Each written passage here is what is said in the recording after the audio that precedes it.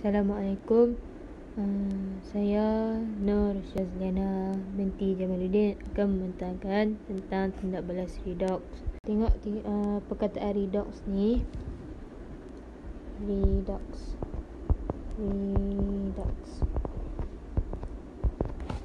Redox ni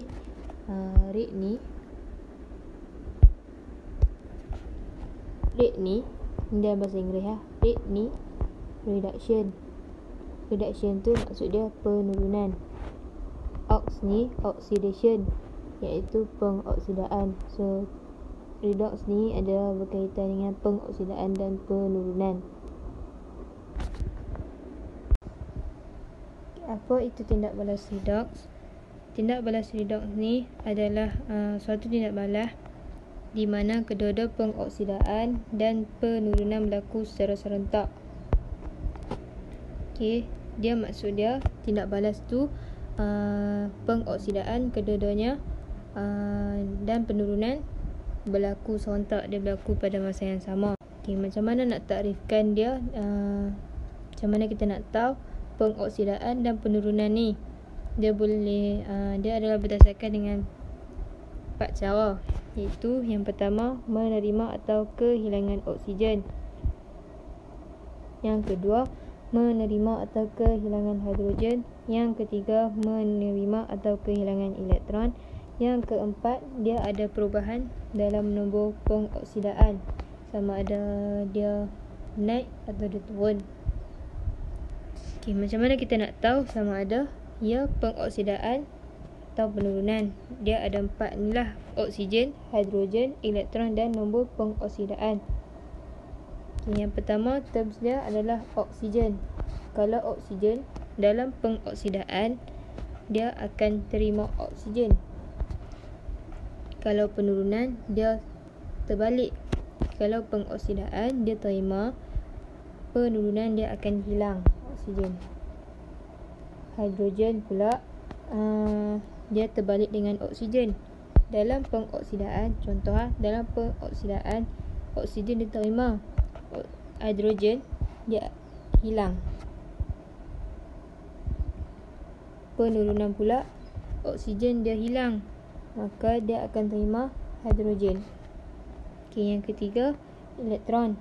Elektron dalam pengoksidaan, dia akan kehilangan elektron, dan penurunan dia akan menerima elektron.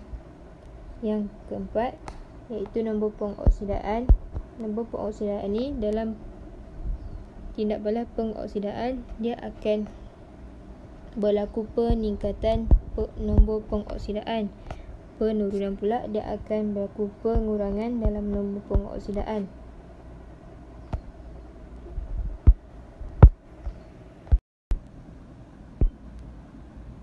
Ni contoh untuk cara yang pertama tu, macam mana kita nak tahu yang dia tu pengoksidaan atau penurunan. Yang pertama tadi adalah kehilangan atau penerimaan oksigen. Yang pertama tadi itulah. Kat sini ada satu persamaan, iaitu persamaan magnesium bertindak balas dengan kuprum 2 oksida menghasilkan magnesium oksida dan kuprum. Bahan dia yang ni, yang belah kiri. Hasil dia pula yang ni, yang belah kanan.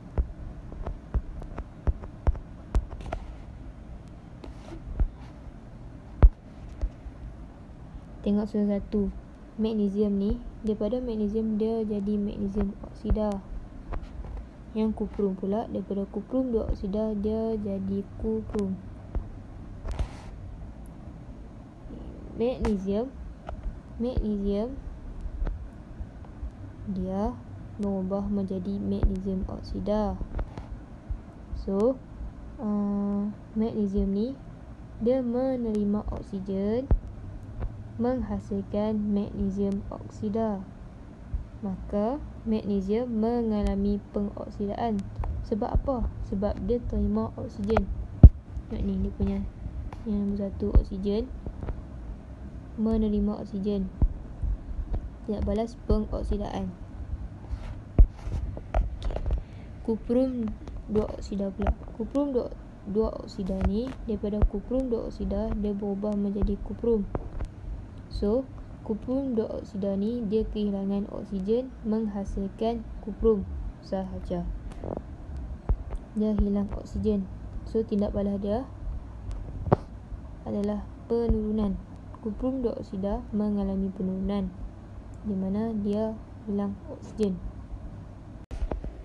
Kuprum oksida tu dia mengalami penurunan, maka dia akan bertindak sebagai ejen pengoksidaan.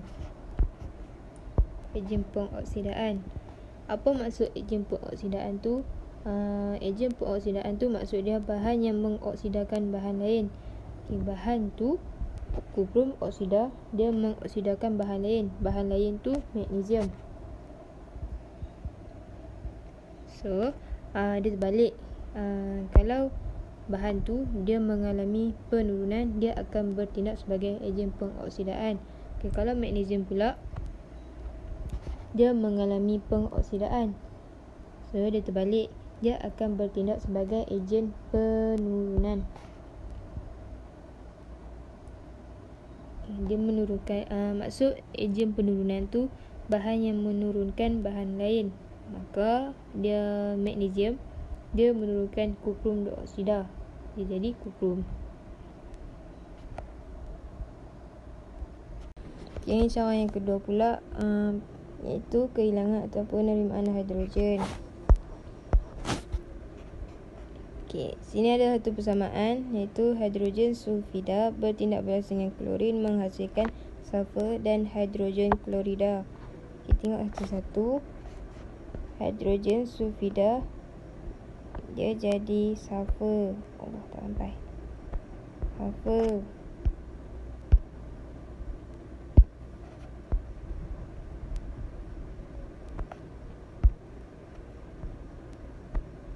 Sulfur. Klorin dia jadi hidrogen klorida. Okey, tengok satu-satu. Klorin ni dia jadi hidrogen klorida. Tadi ada habaan yang kata hidrogen ni dia terbalik dengan oksigen. Kalau oksigen dia terima, hidrogen ni dia akan hilang. Tu dalam tindak balas, tu dalam proses pengoksidaan. Okay, sini klorin dia jadi hidrogen klorida. Makna dia menerima hidrogen. Kalau menerima hidrogen, maknanya oksigen dia tak mau. Kalau oksigen dia tak mau, tadi dia adalah tindak balas penurunan, iaitu dia menerima hidrogen. Kalau hidrogen sulfida pula,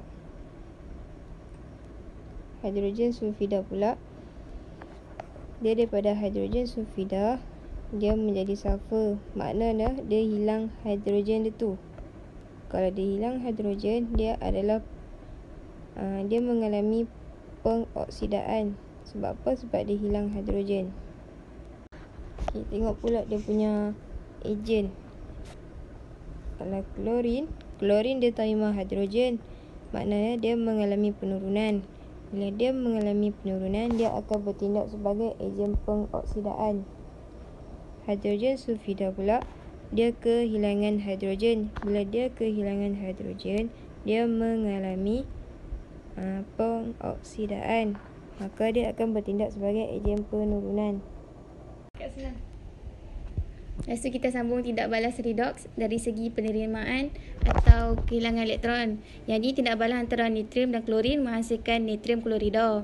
Lepas tu kalau hampa tengok yang ni, dia sebenarnya natrium ni adalah atom. So bila dia dah bertindak balas, dia akan jadi ion. Sebab nanti dia akan ada charge positif satu. So bila atom nak jadi ion, dia kena derma elektron. So jadi macam ni, natrium dia akan menjadi Na positif campur E. So bila yang kehilangan elektron ni, dia bahan yang mengalami pengoksidaan. Bahan yang mengalami pengoksidaan ni dia ialah ejen penurunan. Sama dengan klorin. So bila natrium tu dah derma elektron. Klorin tu automatik dia akan terima elektron lah daripada natrium. So klorin tu dia akan jadi macam ni. Klorin dia akan terima elektron menghasilkan ion klorida. So yang mana yang terima elektron tu dia mengalami proses penurunan. Bahan yang mengalami proses penurunan tu sebenarnya ejen peroksidaan. Sebenarnya tindak balas redoks dari segi perubahan nombor peroksidaan. Apakah nombor peroksidaan? Nombor peroksidaan suatu unsur ialah charge pada suatu atom jika atom itu wujud sebagai ion dalam suatu sebatian.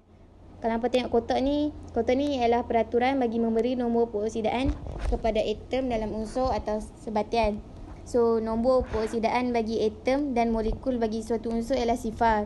Contohnya hampa boleh tengok natrium, ferrum, helium dan kuprum ni, yang ni atom. So dia kosong lah nombor peroksidaan dia. Kalau untuk gas hidrogen, gas oksigen apa semua tu kosong juga sebab dia molekul. Lepas tu seterusnya nombor peroksidaan bagi ion rikas adalah sama dengan charge bagi ion tersebut.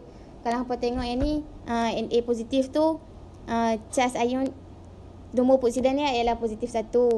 Cu2 positif tu nombor peroksidaan dia positif 2 lah. Lepas tu nombor peroksidaan bagi hidrogen dalam kebanyakan sebatiannya ialah positif 1 kecuali dalam logam hidrida. Macam logam hidrida ni hampa boleh tengok yang ni KH tu sebenarnya kalium hidrida.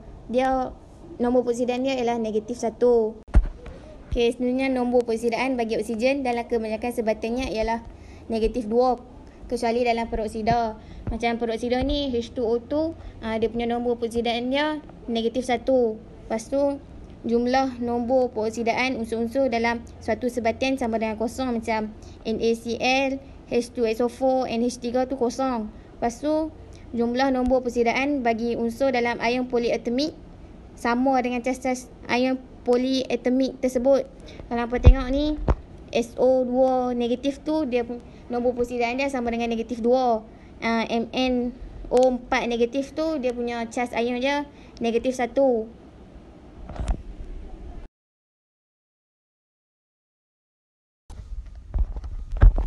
Yang ni hampa boleh tengok muka surat 1.8.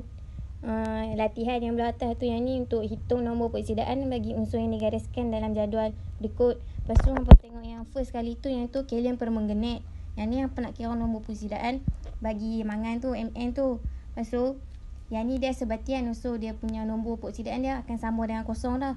Lepas tu hampa tengok K tu K positif. So nombor peroksidaan dia akan jadi positif 1 lah. Lepas tu yang mangan yang hampa nak kira tu hampa gantikan dengan X. Mangan tu 1 je, so X je lah. Lepas tu O tu negatif 2. Nah, dia punya nombor peroksidaan dia negatif 2. So disebabkan O4 negatif 2 tu hampa kena darab dengan 4 lah sama dengan kosong sebab yang ni sebatian. Lepas tu nombor peroksidaan untuk mangan tu hampa akan dapat positif 7 lah. Lepas tu yang kedua ni, yang ni ion polyatomik.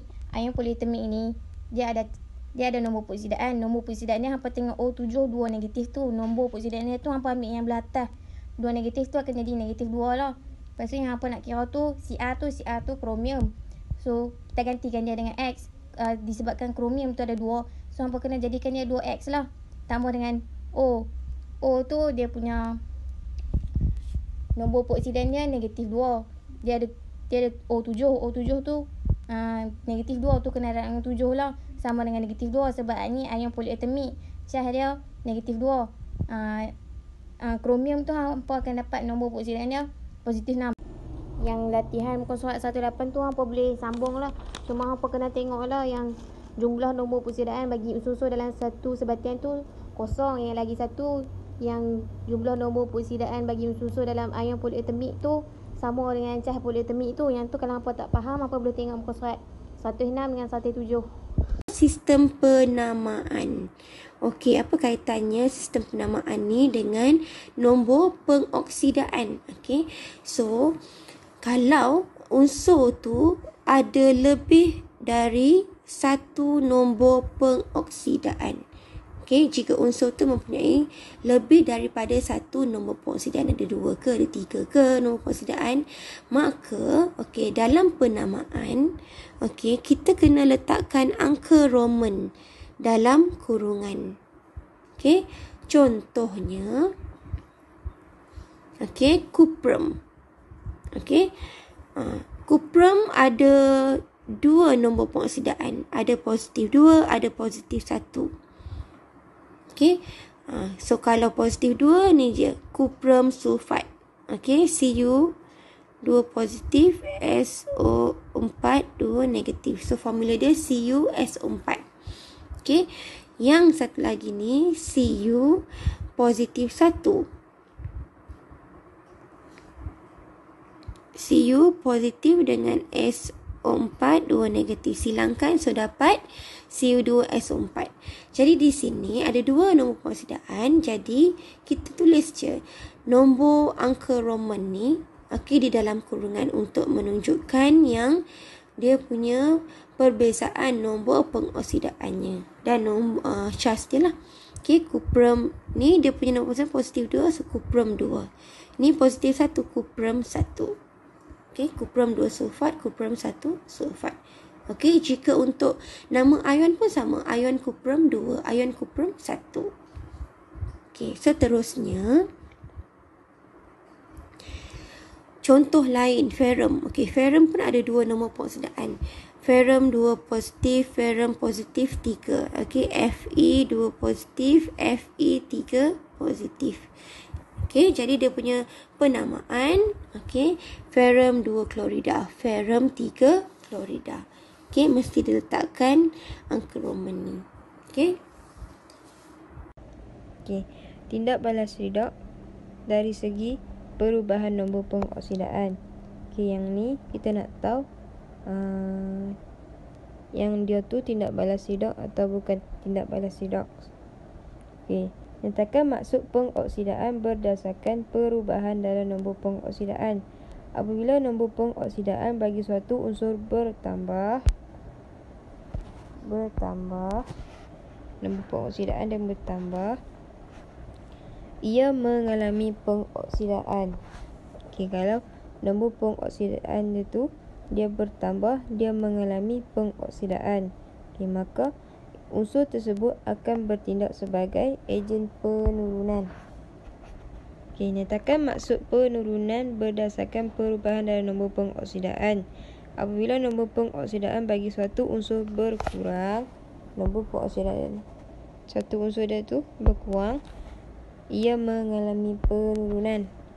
Maka unsur tersebut bertindak sebagai ejen pengoksidaan. Okey. Apakah tindak balas redox berdasarkan perubahan dalam nombor pengoksidaan? Okey, suatu tindak balas redox adalah tindak balas redox jika unsur dalam bahan tindak balas mengalami perubahan dalam nombor pengoksidaan. Okey, adakah semua tindak balas kimia merupakan tindak balas redox? Tidak. Sebab apa? Suatu tindak balas adalah bukan tindak balas redox jika tiada unsur yang melalui perubahan dalam nombor pengoksidaan. Dia tak ada perubahan dalam nombor pengoksidaan, so dia bukan tindak balas redox. Okey, kalsium oksida. Okey, di sini ada jelaskan bukan tindak balas redox. So kita tengok kenapa ini bukan tindak balas redox. Masih ingat lagi cikgu dah cakap sebelum ni, kalau tindak balas redox, okey, tindak balas redox ni, okey, tindak balas redox ni, okey, mesti ada berlaku pengoksidaan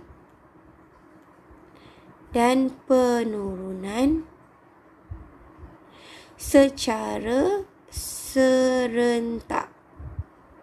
Okey, so mesti ada kedua-dua proses ini, pengoksidaan dan penurunan yang secara serentak. Okay, sekarang ni ini bukan tindak balas redox. Okay, kita tengok dia punya nombor berdasarkan nombor pengoksidaan. Okay, tindak balas redox berdasarkan nombor pengoksidaan. Okay, so berapa nombor pengoksidaan kalsium? Positif 2.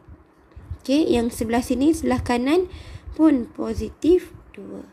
Okay, oksigen. Okay, ion oksida. Okay, O2 negatif. Okay, yang tadi kalsium Ca2 positif. Okay, so oksigen nombor pengoksidaannya negatif 2. Yang ni pun sama dalam air, negatif 2. Okey. Kemudian hidrogen H+. Okey, so positif 1.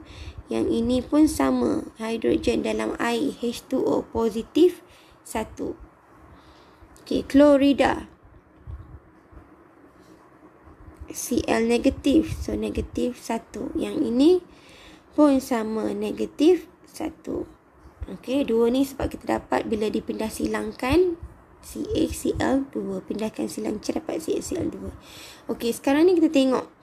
Ada tak berlaku pengoksidaan dan penurunan dalam tindak balas ini?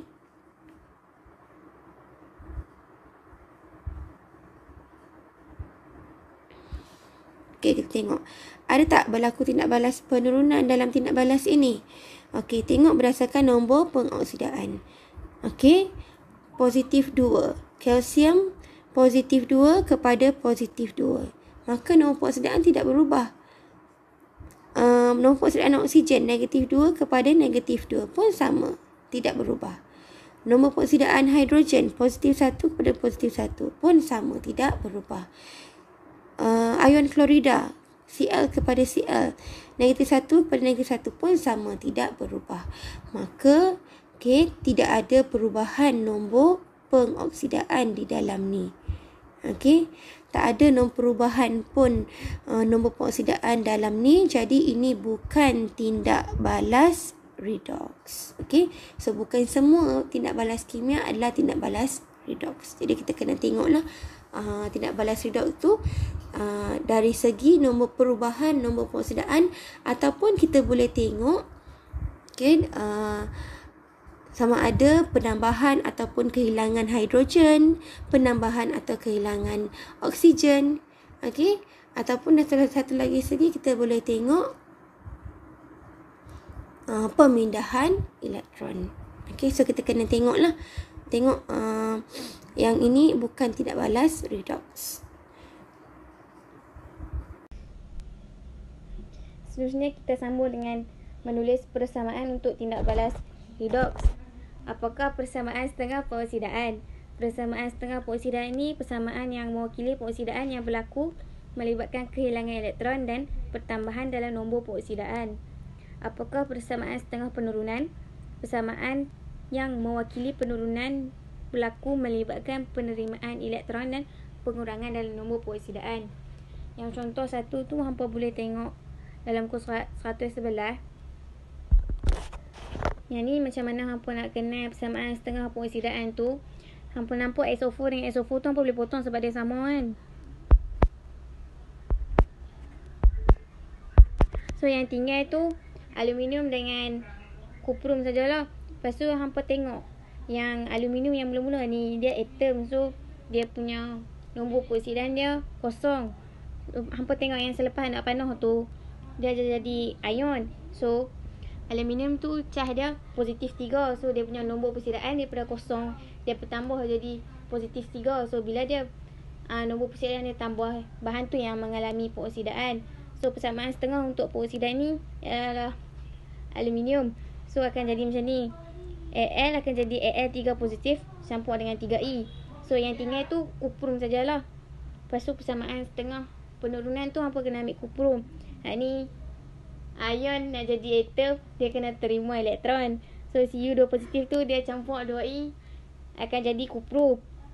Lepas tu untuk mengubah perkali bagi persamaan setengah pengoksidaan, yang ni hampa kena tengok dia punya E, elektron tu. Persamaan setengah pengoksidaan tu dia 3 elektron. Persamaan setengah penurunan tu dia 2 elektron saja. So hampa kena bagi samalah 2 elektron tu untuk persamaan setengah pengoksidaan dengan penurunan. So kalau nak bagi sama dia 6 elektron je lah. Lepas tu persamaan setengah untuk pengoksidaan tu hampa kena darab 2 lah, sebab nak bagi jadi 6 elektron akan jadi 2 Al akan jadi 2 Al3 positif campur dengan 6E. Lepas tu mengubah perkali bagi persamaan setengah penurunan pun sama juga. Nak bagi jadi 6 hampa kena darab dengan 3 akan jadi 3 Cu2 positif campur 6E akan jadi 3 Cu. So untuk tulis persamaan ion, hampa boleh potong yang sama tu lah 6 elektron tu hampa boleh potong je. Persamaan ion ni hampa yang sebelum anak panah tu akan duduk sekali. Dan selepas anak panah tu pun akan duduk sekali. So, yang akan duduk sebelum anak panah tu yang tinggal hanya 2 AL campur dengan 3 CU positif. Lepas tu anak panah, hampa kena ambil pula yang tinggal yang sebelah anak panah tu. Yang tinggal sebelah anak panah tu 2 AL, 3 positif campur dengan 3 CU. Itulah persamaran ion dia.